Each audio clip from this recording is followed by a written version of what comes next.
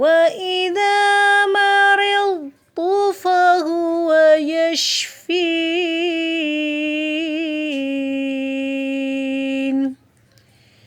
السلام علیکم ورحمۃ اللہ وبرکاتہ۔ کبھی بیمار نہ ہونا جہنمی انسان کی نشانی ہے۔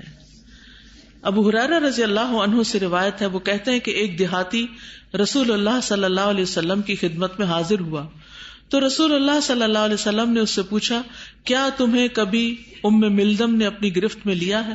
اس نے کہا کہ ام ملدم کیا ہے؟ آپ نے فرمایا، جسم اور گوشت کے درمیان حرارت کا نام ہے، یعنی بخار۔ اس نے کہا، میں نے تو اپنے جسم میں کبھی یہ چیز محسوس نہیں کی۔ آپ نے پوچھا، کیا کبھی تمہیں صداع نے پکڑا ہے؟ اس نے پوچھا، وہ کیا ہوتا ہے؟ آپ نے فرمایا، وہ رگیں جو انسان کے سر میں چلتی ہیں، یعنی اس سے سر درد ہوتا ہے۔ اس نے کہا، میں نے اپنے جسم میں کبھی یہ تکلیف محسوس نہیں کی۔ پھر جب وہ چلا گیا تو آپ نے فرمایا، جو کسی جہنمی کو دیکھنا چاہتا ہے وہ اس کو دیکھ لے۔ یعنی اگر کبھی کسی کو سر درد ہی نہیں ہوا، یا کبھی کسی کو بخار ہی نہیں ہوا، یا کبھی کسی کو کوئی تکلیف ہی نہیں ہوئی، تو یہ کوئی اچھی علامت نہیں ہے۔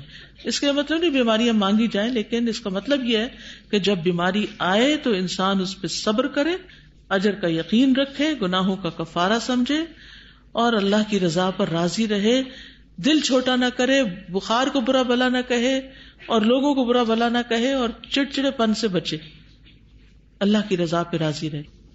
لیکن یہ یاد دہانی کتنی ضروری ہے، جب مصیبت آتی ہے تو ہر چیز بھول جاتی ہے، تو اس لیے ایک دوسرے کو یاد بھی کرانا چاہیے۔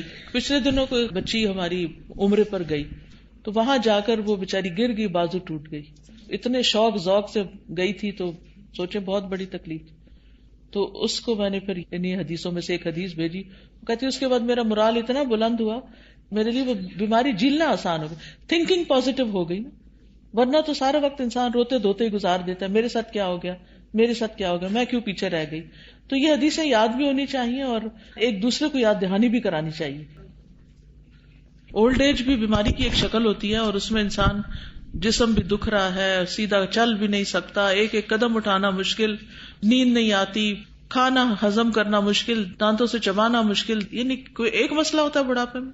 لیکن اگر کوئی بڑھاپا اپنا خوبصورت کر لے، اللہ کے ذکر کی طرف لگ جائے اور صبر کے ساتھ کام لیتا رہے، اوپر والوں کو بھی پریشان نہ کرے، تو یہ بھی ایک مومن کے لیے لمحے لمحے کے اجر کا باعث ہے۔